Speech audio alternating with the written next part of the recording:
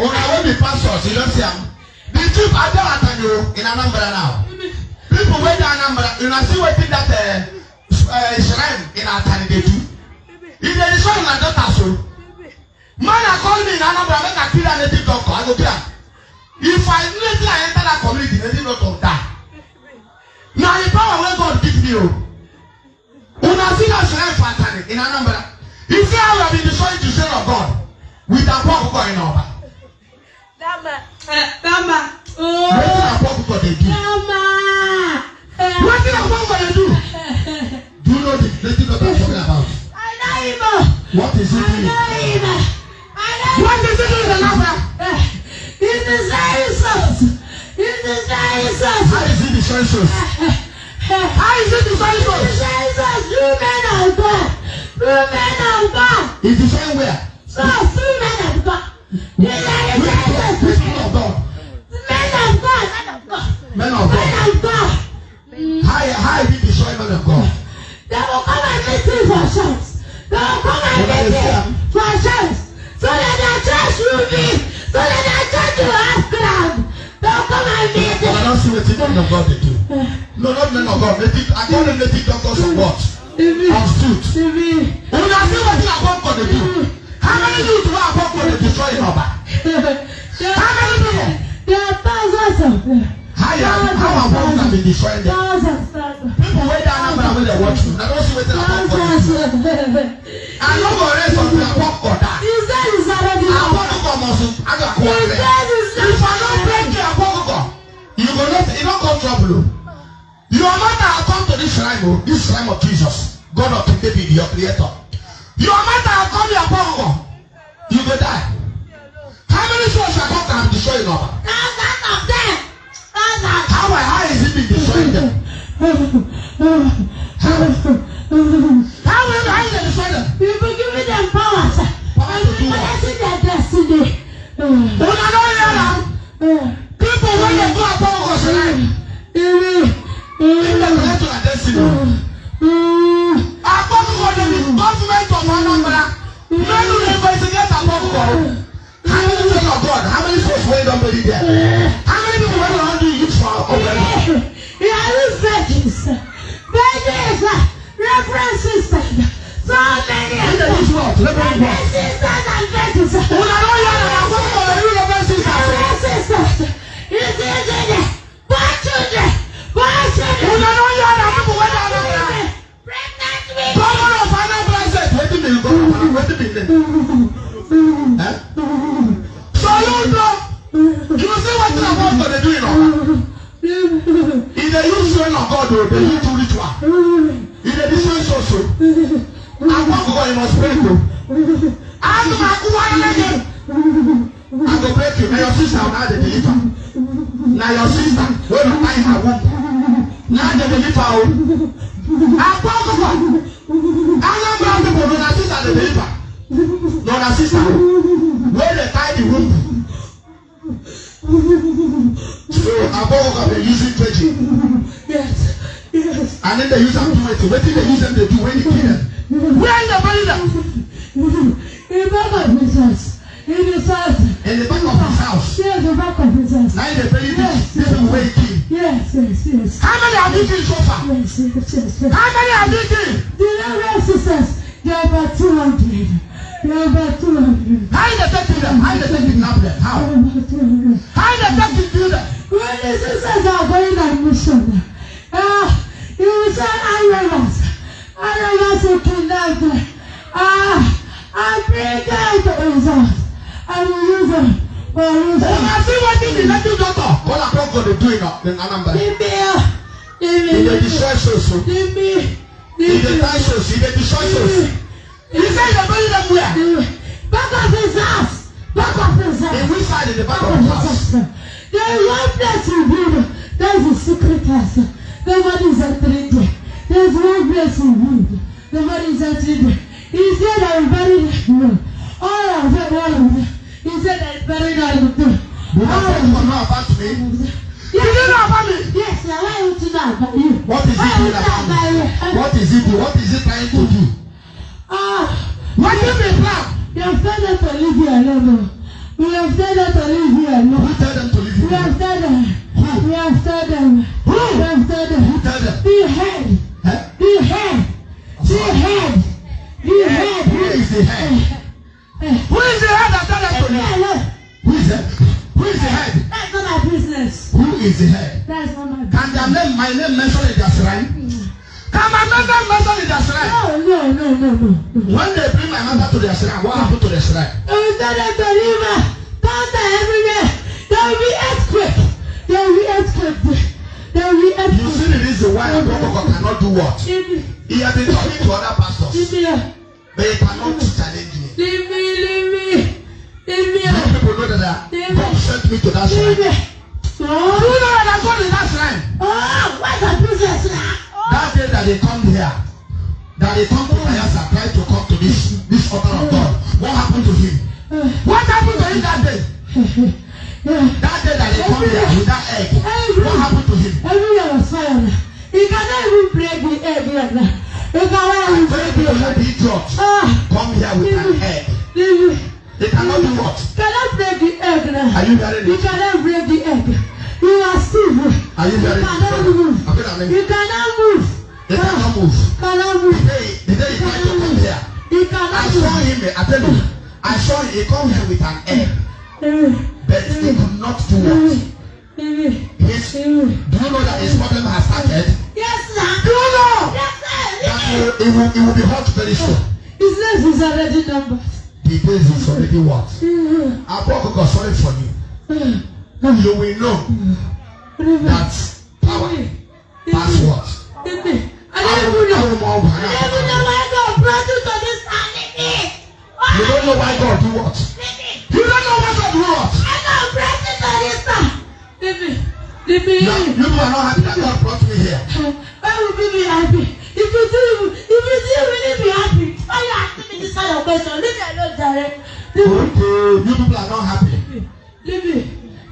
I'm not happy for us. Then tell me, why will we be happy for you? I kill all of you in Jesus' name. When I don't Olaneze amụba akwa na-ekwu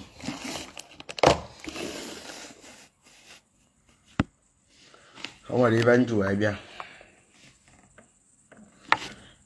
wee bịa tata bụ na ekene karịa nku aka ọ bụrụ mkparị ibe m bịara tata maka some pastors ya bụ panọkata pa na-akpa akwa afa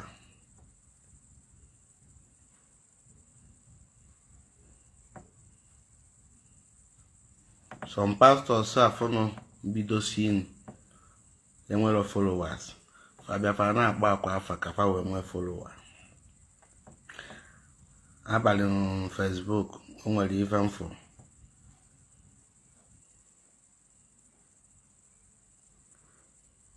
some pastors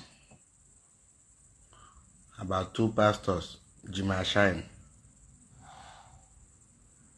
ịma na ekwu m si na nwere ibe na-esere mụ na ndị ụka adịghị ese okwu even na ịbụrụ onye ụka ịbụrụgo Reverend Father nwee ife ị na-emezie m ihe afọ n'ụlọ ụka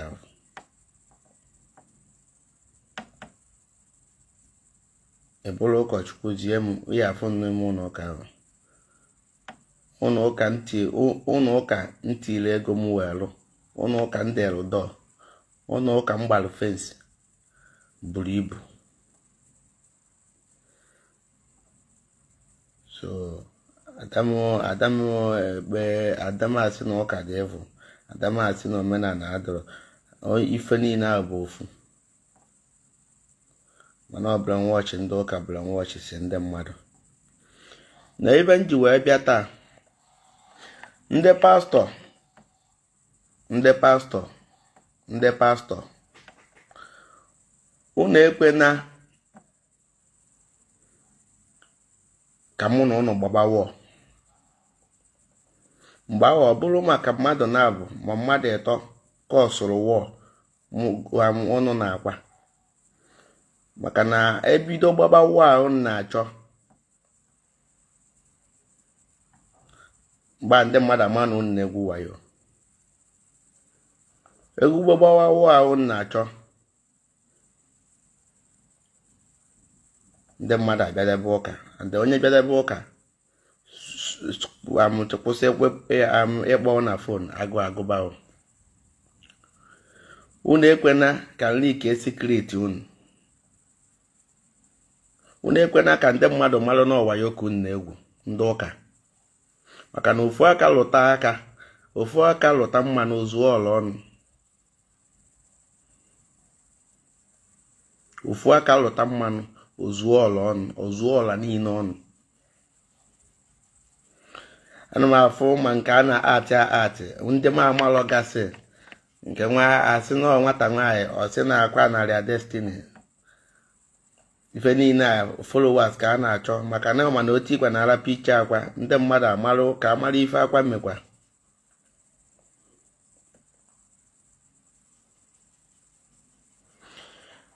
ndị pastọ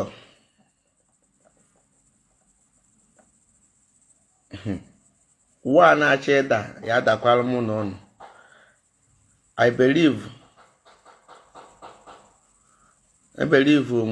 na onye nụ bọọgụ egbuo ya n'iru anya na onye ahụ bụ odogwu mana amakwa m na o nwere pastọ nọ n'ụwa ya egbu nwa akwa maka na egbuo atọ na fim agwụ egbuo ogu bụ onye ịmanụ ọba ozu ka ịbụ maka na awere niile nje eme magamaga bụ akwa na agwa ya fere niile nje eti mkpu bụ akwa na agwa ya so na ọ kwụrụ ada akarịa onye kụọ ya ịpụta na-asa ndị mmadụ isi na-agwa ndị mmadụ na Chukwu na-ezighị ozi direct onye ka ịbụ Chukwu ji ezighị ozi ifunugo Chukwu na-asasị ndị mmadụ isi ịpụta ijeje atị ofufe ịpụta ijeje atị ya jeje mee drama onye afọ obi omesi nye ya ego ọ na-ewu na dadi ya egwọ mmadụ onye ka ịgwọ iti na agụbụ pastọ nwere pọwa ọ bụrụ 5 days kpee nne ekpere indọ eri na nne aṅụ na mmiri kpee nnọọ ife niile afọ enwe kpechasịa ya ịpụta n'ilo gwa ofu onye ya bụrụ egbe gbaa ahụ na Jizọs ya protect agba ahụ egbe ahụ ọ bụrụ na o pụrụ ana nga aka ndị mma like ime itinye na Facebook ịpụta na-akọ eri igbo ewu mind ayọ biznes ị na-eme maka na ụka bụ biznes mind ayọ wayo ị na-egwu ọlụ onye igbutere na alụta ị na-akpa ya bụ pastọ enwesịrị ebe 20 million na akaụntụ ọ na-ekperu ekpere ka ị nwee ego ka ị rụọ ụlọ ka ị gbaa moto ibu nnukwu na Chukwu ya ebu ụzọ bless ya ịma na ego afọ inye ka o ji eri nri asị ụka ego taa nọ ntị na oyel ahụ ịma na ego ahụ inye ka o ji eri nri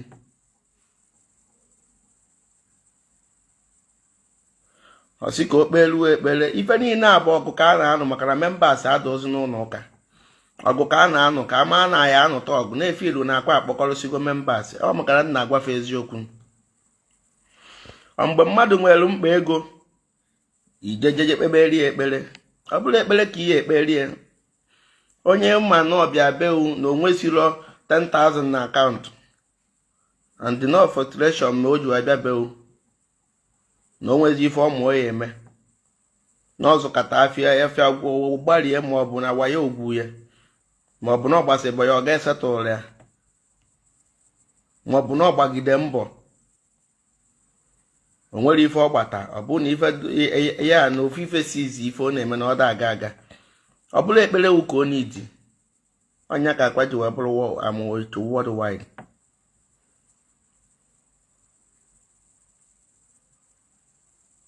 ife onye iji datin bụ ego nye ya ego mana ị nwere ego epụta ibinye nwa mmadụ oke oyivo ya ọ na-akwanwu na-aṅụ ọṅụsịa mgbe afọ ife na-eme adụ times 2 why o eji bịa n'ụlọ ụka ọ bụrụ na chọọchị wafụ nọ ya bụ onye bịa ọdọrọ ya na mma o nwere onye esi ebe afọ apụ onwe ife m na-ekwu ma ọ bụ onye afụfụ akwa onye afọ ya ejere otu akwa ịpụta ibunite akwa were akwa na-ashine. Ndị pastọ unu emena m ala o ka mụ na unu gbaba mgba maka na mgba nwa ya bụ fisikal bụrụ spiritual bụrụkwuo mouth maka mma eji ọnụ finish unu chụọ unu fisikali onye pastọ ọbụla mfụ anyị agba fisikal wọ maka na unu na-agba nwa ọkịta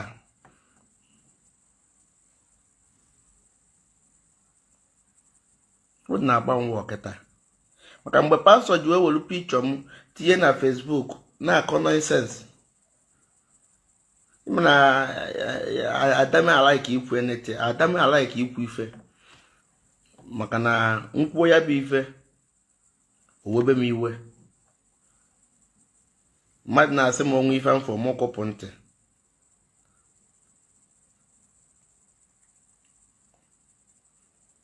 ana m akụpụ ntị ebe etiri pikchọ m ịgbazie nkịta ọ dịka ife na-ekwu eziokwu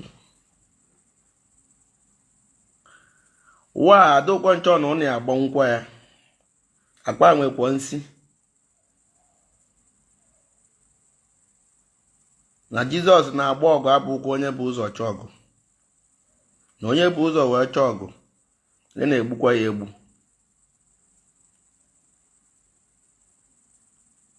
asịkwa na Jizọs anọrọ na Jizọs nọrụ gụ nwa laiki Jizọs gụ na ya nọrụrụ onwe unu ịka m eje ụka ịka m bụrụ onye ụka ịchọ ikpe ekpere nọrụbe okpe ekpere na-ekwu Chukwu ifunugo Chukwu anya na-ekwu alụsị ifunugo alụsị anya ịma na Chukwu bụ alụsị ka ịma na alụsị bụ Chukwu ị nọrọ na-aṅụ ọgwụ n'isi na-awụ onye ọzọ ị na-akọ eri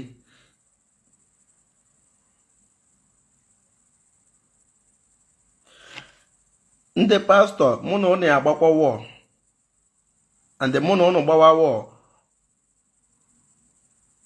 ifu n'ụwa ya ekewa o ngasị ụmụ pastọ mkpọpụsị obodo oyibo nwee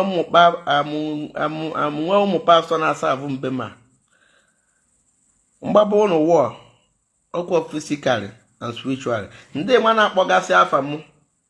na-akpọgasị afa m ịma amada emife polisi ndị ebe polisi bụ ijiji west batayin and mme nwezi ọgwụ niile a na-eje polisi mana o nwere ihe ọgwụ m na-alụ onye m amụọla ana m agbagbu ya ọnwụrụ mgbe ahụ egbe mmụọ bụ na enwere agba nga egbe fisikal ọgụ chọrọ m okwuo ebe ọbụla ịchọ ka ekwuo ya ekwuo ya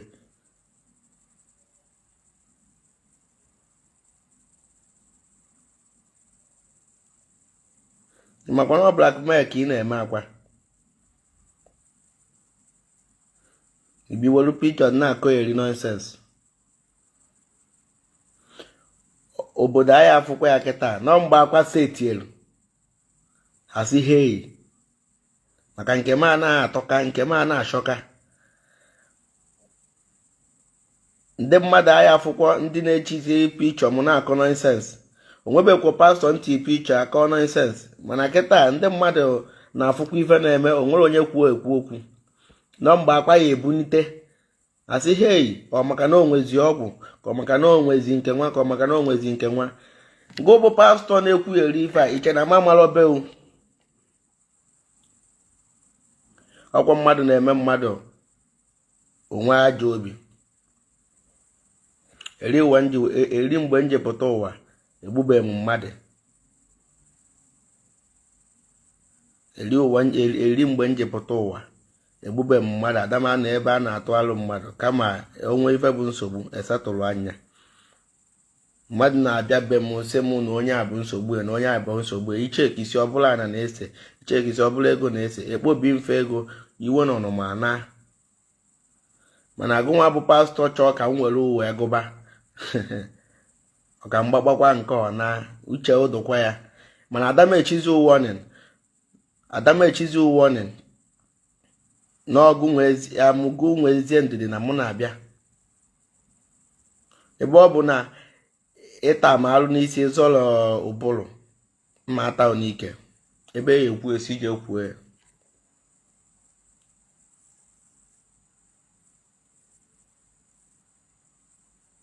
ka ebe na-etizi pichọ m na Facebook ka ife ke mụ na ịmabụ m bifo ifunugo na chọọchị adanugo mbe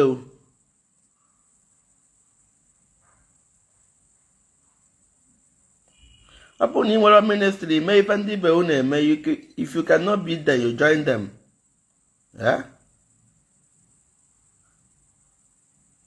ịpụta na egwu ndị mmadụ wayo na-akwụgharị ka ọ na-ịma na ụka ahụ ịma ọ na chọọchị ahụ ị na-eme bụ scam mmadụ one bịa be ikpe tafa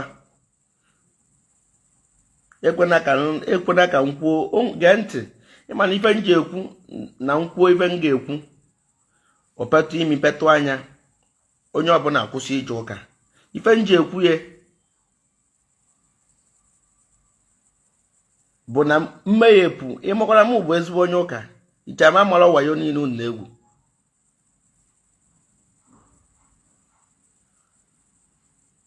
ịmakwa ife bụ ekpere bụ ikpesịrị mmadụ ekpere ọdụrụ ya mma onye afọ ọbịa Thanksgiving sinsi ndị ala afụnụ ji akọ eri ife a onwenugo onye biru moto onwego onye gị iru new phone onwego onye gị iru kaadị ọrụ onye mere ife mma ogonyewu ife ka ebe isi onye ahụ ya gote anọnti na ọyọ ya mee nke nwa anọnti na ọyọ ahụ ya na-ego ọ ife eji ekpe ekpere ọrụ isekpuru a na ikperie ekpere ebe ọ bụ na esi na na-afụ chukwu anya ife mee na m achọrọ iliki sikriti ndị pastọ maka na mkpu eketa ọla na eze amarụ n'ọpịọ iruo n'ụlọ ụka ahụ fụkwa na ala n'ife akwakwu bụ ife ịfụ bụ ife izu obu ụzọ gwa ahụ ịgbaferu bụ na onwe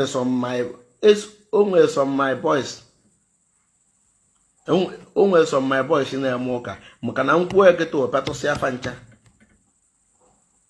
mana obere oge kịta ịbụrụ onye ụka na ọrụ onwe ọ bụrụ na ikwetara na omenala abịa na be m mana ụfọdụ ndị pastọ na-abịa simeti n'ilufa ofu onye ya abịa mgbe o nwere ife onwe mbịa lụsịara ya ọrụ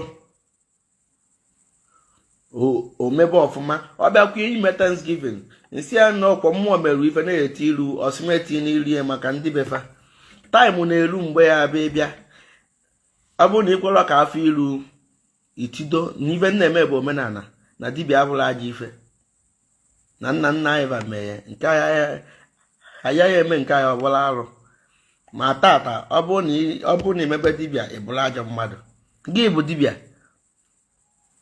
ịmụkwara dibịa bụ dọkịta n'Igbo ndị ụka na-asaghị isi na-egwu wayo na-anakọchiwa ego niile na-eji ihe afụ onye ụka ụfọdụ ejego n'ụlọ ụka afụ ife na-ekwu ụfọdụ ejego be pastọ so afụ ife na-ekwu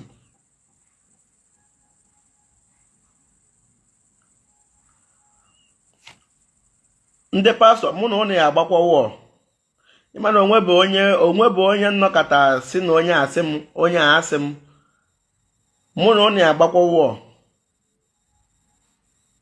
and mụ na ụnụ gbaba wọl ụnụ ama like m maka na mme finish ụnụ mgbe afọ amarụzie m ọla na-anụ ọgụ polisi wee bịa ma kịta afụnụ nna ọrụ onwe m onwere onye na-ekwujọ ị na-achọ m ka ọ bụzie na ọgụ bụ champion mma ebidokwa fesibekwa nke m mana mmekwu okwu na ka nnukwazie kọmentị ya ka m fụkwazie dị vidio ọzọ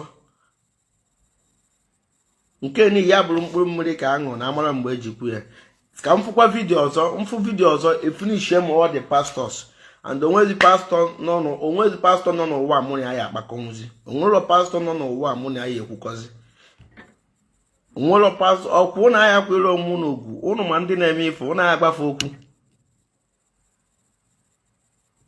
afụbe m ebe nwa dibịa pụtara na Facebook si pastọ nke a na-eyi eme nke a pastọ ka ebe ị na-achọ ọrụ nwa dibịa lee All you focus on your own lane.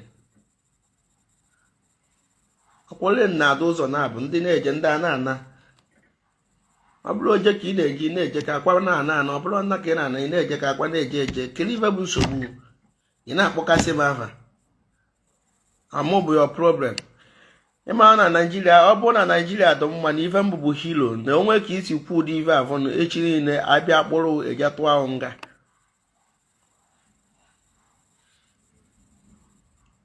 a full as 40 ndị na-akọ eri ife erugogo ma 40 ma 50 years i were akwado 23 years 22 years wee na-akọ eri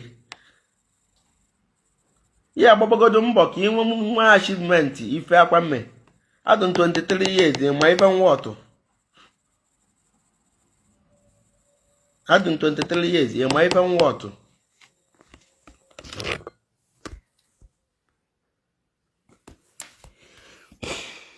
ndewo ọkụ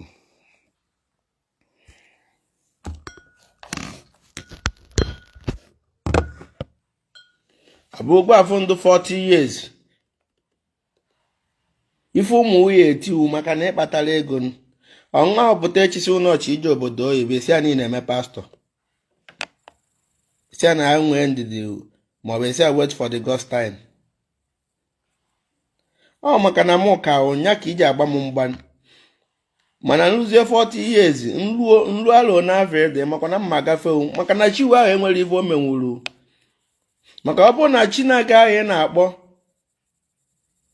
24 hours na-ekwu maka ya na ọ laikiri ife ị na-eme gụbụ onye izu onye bụ ụzọ binye ike mụ aba akwa bụ na bifo ngwaọrụ mmadụ ọgwụ agwaọrụ nye onwe m mara ogowe ya ma kapasiti ya ma ya ma mara ife ọ na-arụ ya bifo ngwaọrụ ya mmadụ mana gụnwa na isi na anyanwụ anya ụbọchị a ka anọkọta agwa agụ kpụọ afọ ọnụ iwe kpụọ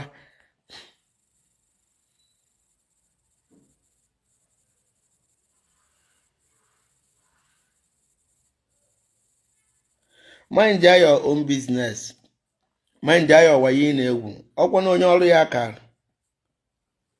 ya akụwara amara iwe ọ na-alụ mana obere oge mma agbaba ụnọ n'anwụ ebe ọ bụ na ụnụ achọrọ ịnọrọ onwe ụnụ ndị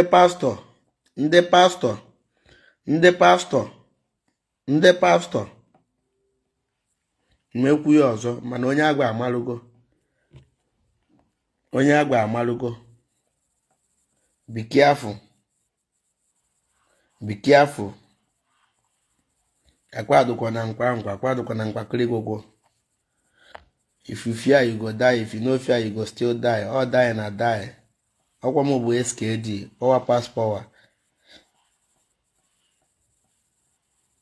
anyị do na-abịa ekwela sie ike ya gwa ya oisi eji ụwa atụ ya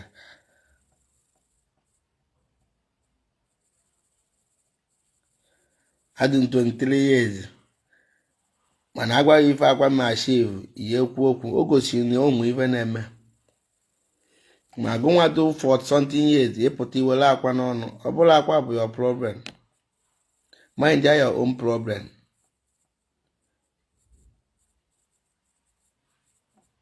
no problem onye nwa ntị nụrụ ife nkwu maka na ọzọ mma abịa all these pastors mma eji physical were spiritual wee chụba ụnụ imebi ife polisi bụ igbu oge mana ị nọkatakwa ịjụa mmadụ kere ife ị na-eme ụfọdụ osi m were polisi ma na ada m eme ife polisi na mụ ya eji physical na spiritual wee chụọ mgbagha egbe mmụọ ọ bụrụ na ọ bara arụ abịa m physical ọsọ ọgụ na ọka fanchin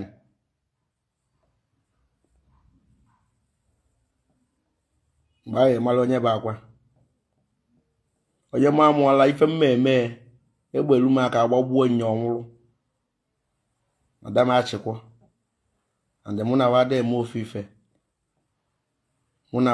ofu ife last ife a na-ekwu bụ maka atọ ada egbu atọ fim agwụrụ ọ mmụọ bụ atọ